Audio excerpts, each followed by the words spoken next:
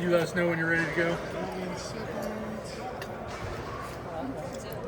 Michael wants you to have them turn the fans on. He was complaining about it a minute ago. Michael, don't pass the buck, Andrew. Well, y'all are right. The fans aren't on. I don't know why. Yeah, they cut them off whenever you're talking to the team. Oh, is that what they did? So they were on. There's 24 fans in here, which is amazing. And it's still hot. All it does is blow the hot air around the thing. Ready? Everybody? Everybody ready? We've had urgency and effort about every day. I really like this team. I like the way they've worked. We've tried to explain to them, you won the second most games in the ACC, so you're close. The thing we haven't done is we haven't finished, and that's why people get frustrated. It's why we get frustrated. So we've got to finish better, and they understand that. So mentally and physically, they've got to bring it every day. That's what we haven't done. We've beaten some teams that we're not as good as. We've lost to some teams that we were better than. So they've got to bring it every day, and that's what we've talked to them about in this camp. That's most important. And if you don't, you're average. So many people can't do that. And it's hard to bring your mind and your physicality every day, especially when you're tired. You've had 10, 11 days of practice and you're worn out in this heat. And that's just a huge part of this. We have been really focused on turnovers. We're not forcing enough turnovers with our defense. We've always taken care of the ball with our offense. So it's hard, but our defense has got to do a better job of forcing turnovers. Same thing with explosives. We looked at last year's explosives given up by the defense, and most of them were missed assignments. And that's when they're tired. So that's why we're playing too deep. We've got a lot more people on the field and playing four safeties. Right now, any of the four could be in the game at any time, and we've never been able to do that. So we're really working on our depth, and we've got to create more explosives on offense. You lose somebody like Tez Walker, and you don't have the same speed outside. So you got to work at trying to create explosives. Really working hard on penalties. We've had too many penalties. We've got the smartest kids in the league. We've got the best APR in the league, and we've been up in the penalties every year. So it makes no sense. So we've just told the guys that we will have absolutely no pre-snap penalties. It's unacceptable. If they have one, we're taking them out. And we're telling the guys there will be absolutely no post-whistle penalties. If they do that, they're running a lap, staying out the rest of that rack of plays as they go through. So and then we're penalizing. We're doing physical drills for consequences for guys that have holding penalties or pass interference penalties. So those are usually what you have. So we're actually taking another step for enforcement into those areas. Working really hard on the red zone. We've been average on the red zone on offense. We've been bad in the red zone on defense. So every day we're working live on the red zone. And you saw it today. That's what we did. We had a red zone scrimmage here at the end. So we've got to improve in that area. And then we've always talked about dominating in special teams. How do we finish stronger? You get more depth. It helps morale. It keeps people fresh, and you have fewer injuries. And that's a huge part of what we've got to fix at the end of the year. We've hit more because we've got more depth. And we're more physical right now in this camp than we've been since we've been here because we can be. We're already looking at who would be on the travel squad. We will take about 80 guys to Minnesota. So we're telling the guys, how do you get on that plane? And what do you have to do to get on the plane? And we've got lots of competition. It's really fun. If right now, when you've got guys like Josh Harris and Travis Shaw and Kevin Hester and you've got guys like Rucker and Des Evans getting after you, the offense better come out here ready to play because they're going to get embarrassed if they don't. And that's something we haven't been able to do. We've put a lot on the leadership committee. This is an older team. It's an older mix with a lot of young guys that are going to play. It's really a unique mixture of what we've got, but we've put a lot on these guys. Ask them to handle all the discipline in their units and making sure that they call the guys out and help coach them on the field. And they're doing a really good job in that area. Scrimmage, I felt like the defense dominated the scrimmage on Thursday, and as it usually is. Yesterday we had a another type scrimmage, and the offense dominated it. So that's what we got to do. We can't come out one day with one bunch and another day with the other. We've got to get more consistent as we go through it. And our scrimmage the other night was at game time. It was at 7 o'clock. It was raining, so we were lucky to get it in. But it was great to have a scrimmage with rain and wind and all the things that can happen in a game that you can't prepare for. The last thing before I answer your questions is that it's really, really helped us that the analysts and QCs can coach. Ty McKenzie played 9 years in the NFL and he coached 8. And he's helping Coach Thigpen with the linebackers, and he's also helping coach special teams. Then you've got Nick Newsom, who was a coordinator at, I think, Gardner-Webb, but he worked with Jeff Collins at Georgia Tech. You got Jimmy Lindsey, who was a defensive line coach at Illinois, South Carolina, and LSU. So we got a lot of great guys that are stepping up to help. Clyde Christensen has helped so much.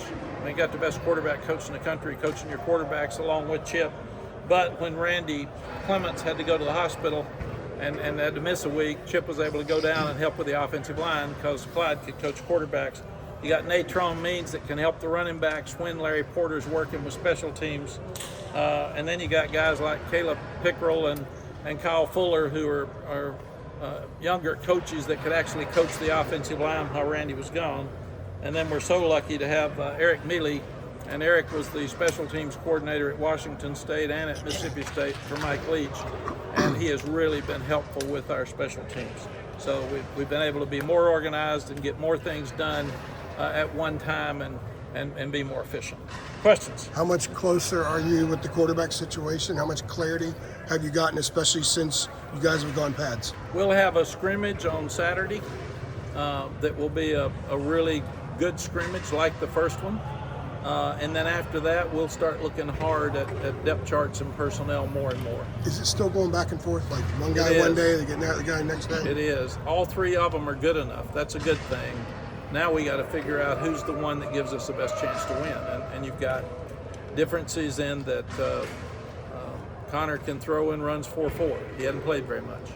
Max has played 1,600 games and thrown 900 passes in the SEC and played against very tough competition in a tough league and loud stadiums. And Jacoby's behind them simply because he wasn't here for the spring. So right now it would be Max and Connor competing at the highest level and Jacoby coming on. Like you said, the defense had a dominant showing in the scrimmage. A lot of times, it starts up front, in the trenches in that front seven. How would you kind of describe the way the front line defensively plays? I am so excited about our front seven. We're thin at linebacker. I mean, that we've got to get a third and fourth, fifth linebacker. So that's critical. We've got some of that at each position. But Josh Harris has brought energy, he's brought maturity, he's brought leadership, and he has really excited those guys. And he has been a huge plus for us inside, and he's helping all the others grow up. And Ted Monachino's an amazing coach. So I like what I see out of those guys right now. And then you mentioned linebacker. How much closer are some of those next guys? I know Short and LaValle, their names have kind of come up. How much closer are those guys getting to being kind of in that rotation? You've got Short, LaValle, you've got Ashton Woods, you've got the Law brothers, all that are competing for those two spots. And what we're trying to do is tell the coaches it needs to be the best players. If you say, well, he can't play Mike, he's got to play Will, I don't want that. Get the best guy out there and cross-teach, cross-train. So that's what we're trying to do, and that's why we're working those guys. Like in our goal line scrimmage today, Power didn't play.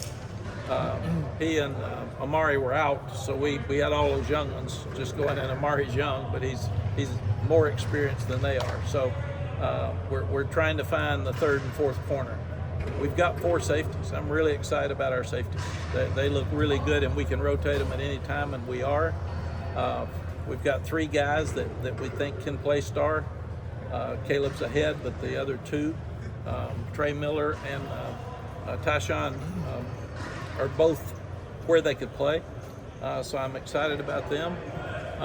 And then you've got Dez and Cayman Rucker, Dez Evans, and Bo Atkinson have been dominant up front. Those 3 have been really good pass rushers. and Dez has had his best 2 days, the last 2 days that I've seen since he's been here. So hopefully they can keep growing. Our tackles have trouble blocking them. We would absolutely have to chip if we played ourselves to be able to protect.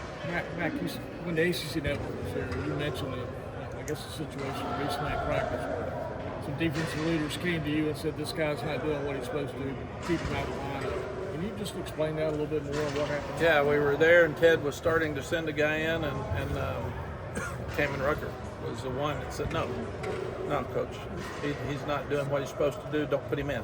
We don't trust him, he's got to grow up. Then afterwards they all met with him and they all said, you either start doing these, be on time. It wasn't awful things, it was be on time, keep your mouth shut, start studying the playbook more and earn the right to get in there, and I've never seen that, so that was pretty cool. Mack, you mentioned urgency off the top. Is bringing in a guy like Josh Harris on the defense who has been at 2 schools, and this is his last year before potentially going pro, is he a part of that movement? Absolutely. You look at Des Evans, Cayman Rucker, him, they're all at the end. Richie's been sore some, but when he's in there, he's done really well. Travis Shaw's doing a good job. When you get somebody like Josh that's leading, the rest of them follow. And that's really been impressive.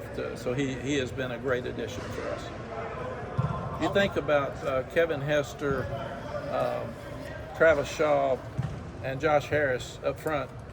That's a lot of body. There's some big guys in there.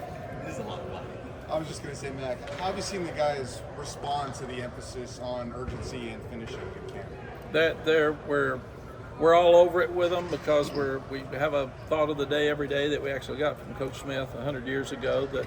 And today's was go back and look at your last 24 hours. What'd you do to prepare yourself for this practice? Did you sleep? Did you eat right? Did you get in bed when you were supposed to? Did you not put anything in your mouth that you shouldn't put in there? It's going to help you. So what'd you do? And if you didn't do that, then you don't deserve to play. And we also told them afterwards, don't tell me you want to play. Every one of you want to play. But we're pressing you enough that you've got to show us you want to play and you've got to earn the right to play.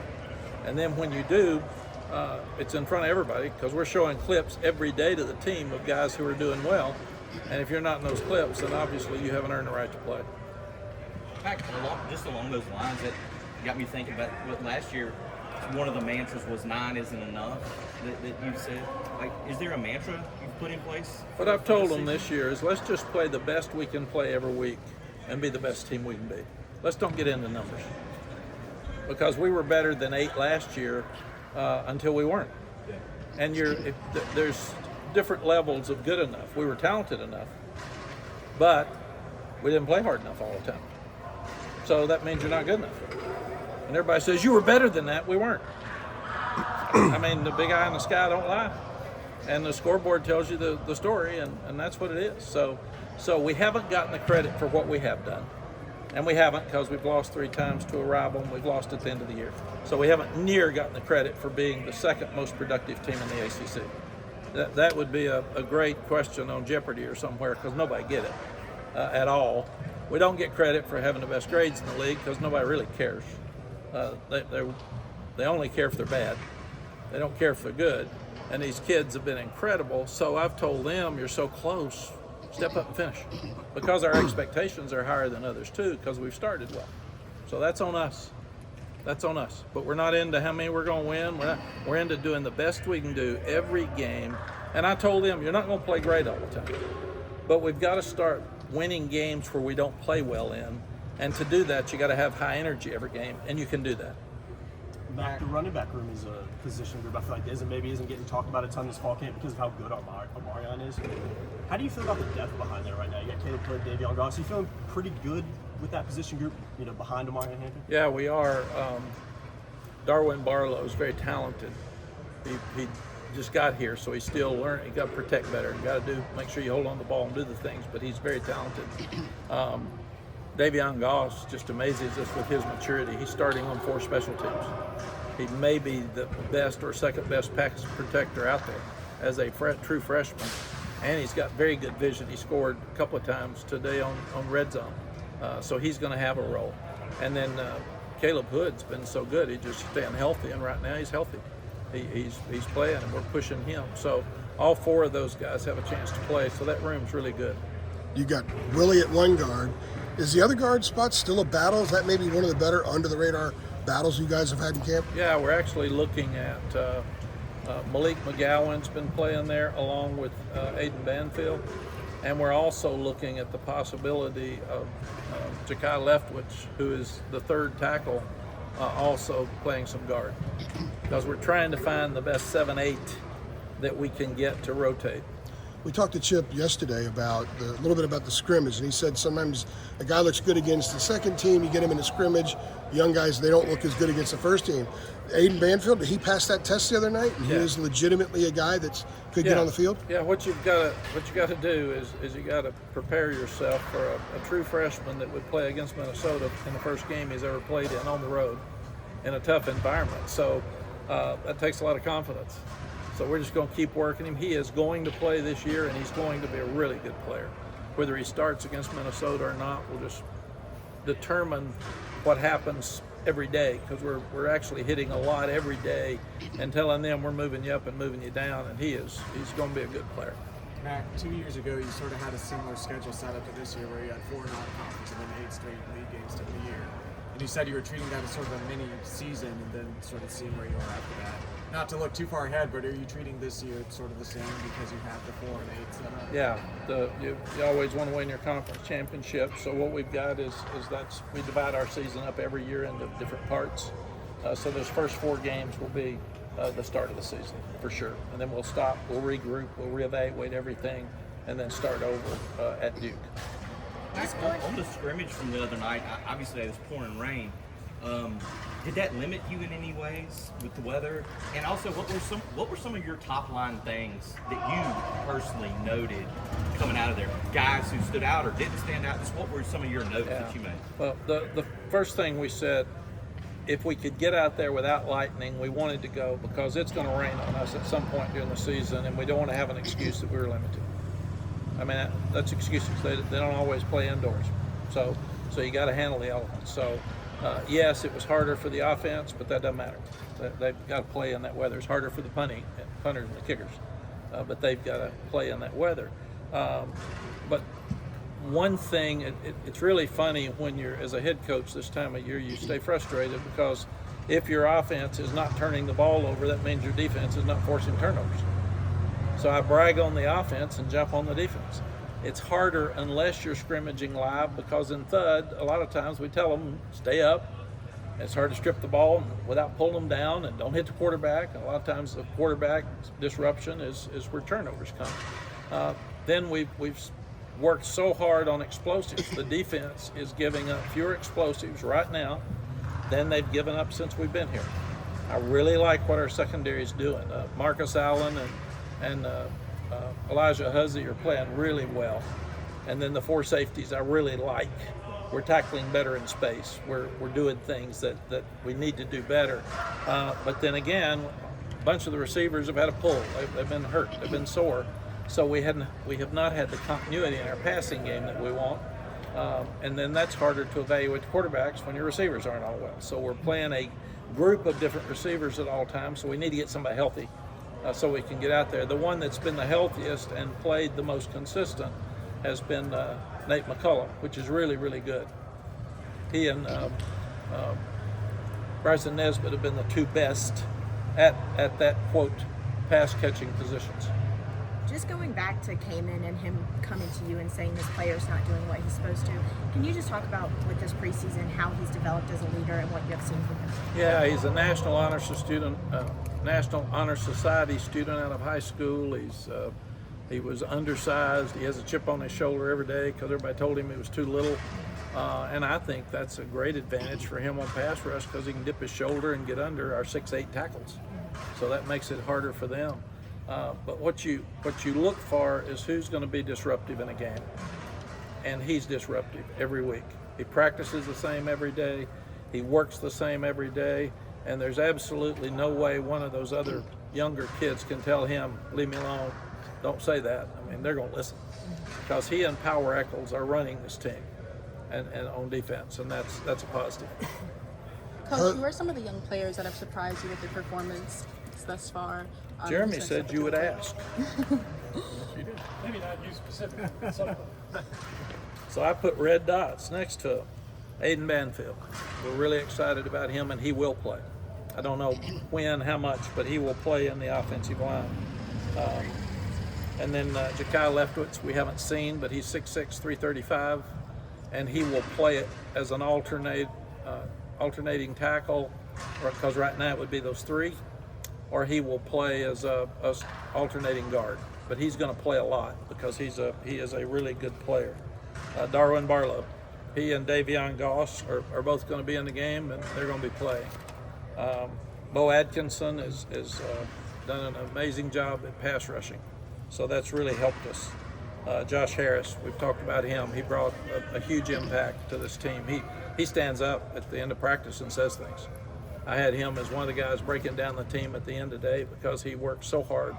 And when you get a senior that's through, and this is it, and he wants to play in the NFL, so he wants to help your team and make the NFL, he's driven. And he's driven every day. He's already lost. He was 350 when he got here. He was 338 this morning. So he is working so hard, and I'm so proud of him, and can't wait to watch him continue to grow. We've got to get either Tyler Thompson or J. Brown Harvey to be able to help Cayman Rucker. We talked about the young linebackers. You've got Ashton Woods, Michael Short, Caleb LaValle, Cade Law, and Cruz Law, all that are fighting for spots. So that's an area we've got to improve. And after Saturday, you start looking at Minnesota, so it needs to come this week.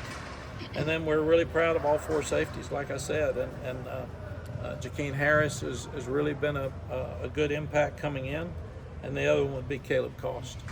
And those are guys that Tyshawn White's done some good things, but Caleb Cost plays like an older guy.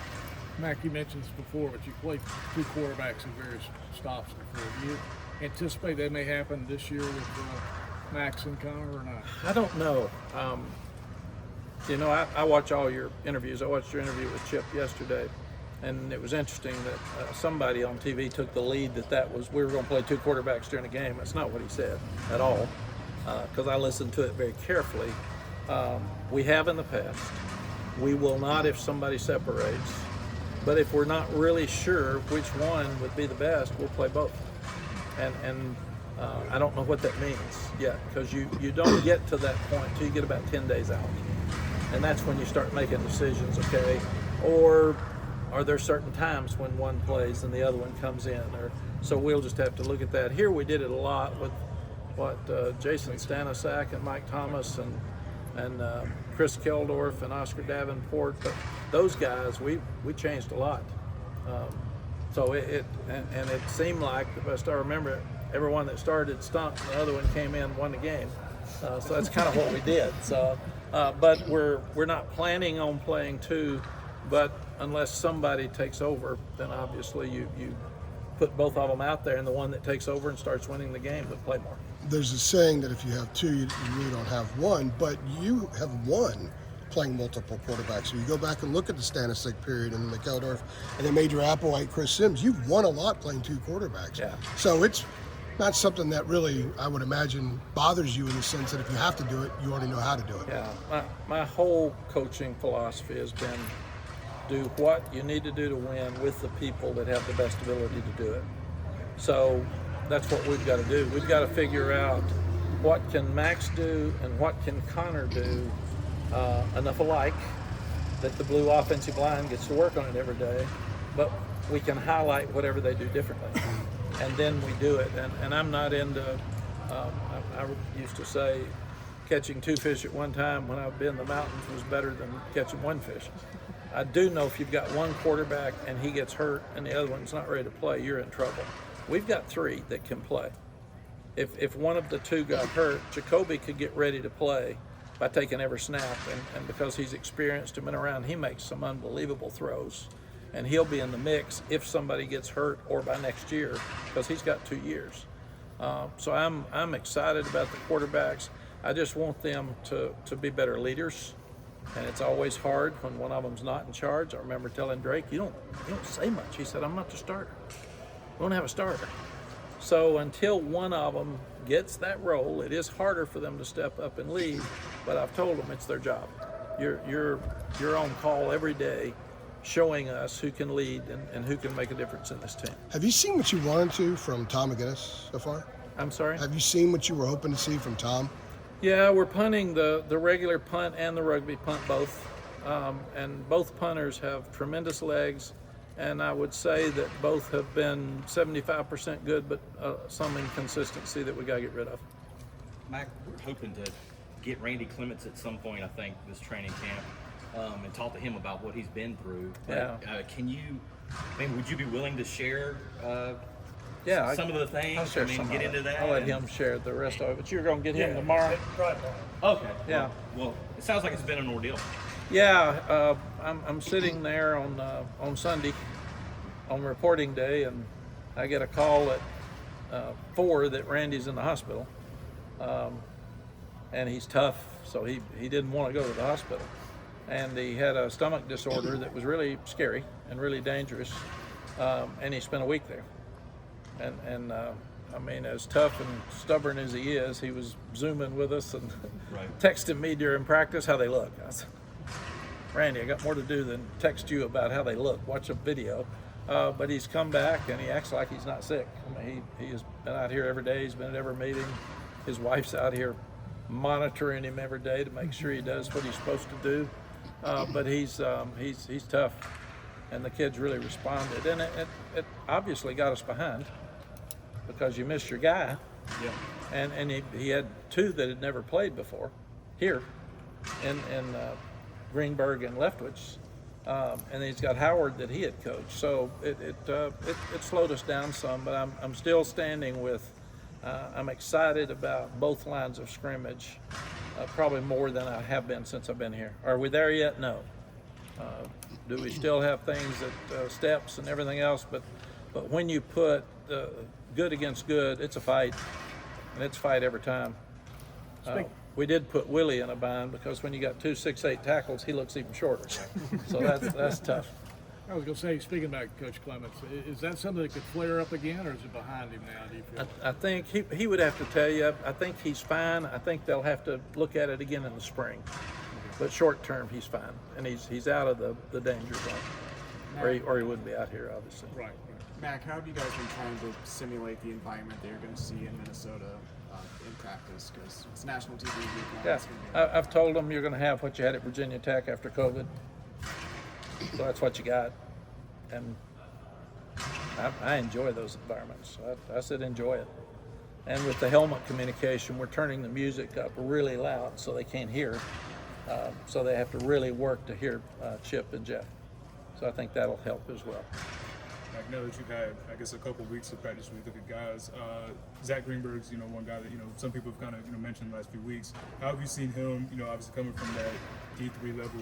How have you seen him competing in these last couple of weeks? We were going to put him at both guard and center, but we feel like he needs to get settled because it's all new and fast for him. And he's the backup center, and he's done a good job with it. He's had a couple of bad snaps every now and then, but that's because he's trying too hard. But we're just trying to get him settled. And I think he'll be a good player. He's definitely worth signing him. How's he been with the physicality? Good. He's been good, and you got those big bodies on you now. Yeah. It's a mess. I mean, if you can imagine ducking your head and putting the ball between your legs and having Josh Harris It's not D3. breathing on you. I mean, it's Sounds not. great. Yeah, it's not fun and simple and easy. So, but it's been really good. He has not backed down. He has not gotten frustrated, and I just told our guys, like, the defense playing so well, then they didn't handle it as well coming out. We haven't handled success well, so we got to grow up. We just got to grow up, and we've got to be stronger and tougher. And if you're going to be a great team, you got to be a great team every day. You can't be. You can have great days, but that doesn't make a great team, and that's where we've got them. We got time for 2 more. Mack, as it look, it's what is it, August 11th, I think.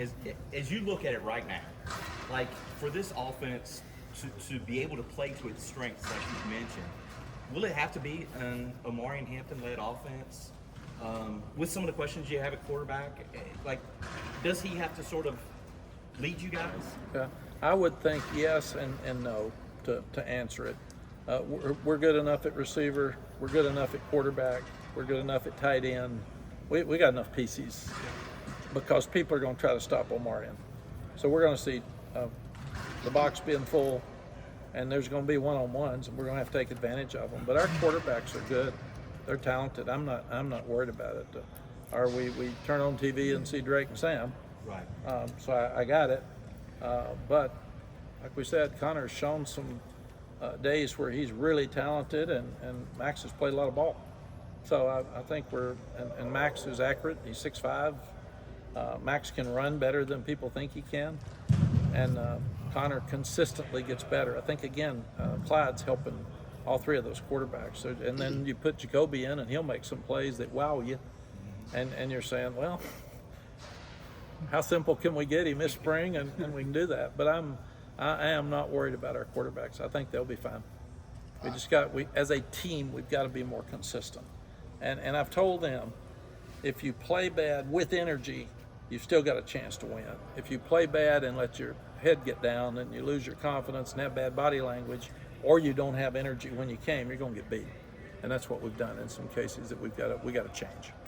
I asked Chip yesterday this, it kind of goes off what you're saying with the quarterbacks. Like, they kind of have different starting points. You know, Max all the experience, Connor, younger, Jacoby coming in late. So does that give you an idea that maybe this battle, maybe more open-minded to changing it as things go on? Yes, and there is a starting point. You know, we have to play Minnesota. So, I mean, we have to make some decisions, but who knows if that's the end game. I mean, we may learn something at Minnesota we can't learn in practice. Who handles games better? If we're not doing well, we'll probably put the other one in at that point if it wasn't working, because they're both talented and they've both been starters. So I'm not taking that out either. Every decision we'll make will be to win the game. So if somebody goes in and they're playing great, we got a quarterback and a backup that's good. If somebody's really struggling, somebody said, well, they can't have them looking over their shoulder. Quarterbacks always look over their shoulder. I mean, he got the hardest job in football. So we can't. If he can't handle pressure, then he's probably at the wrong position. All right. Thank you all. All right, thank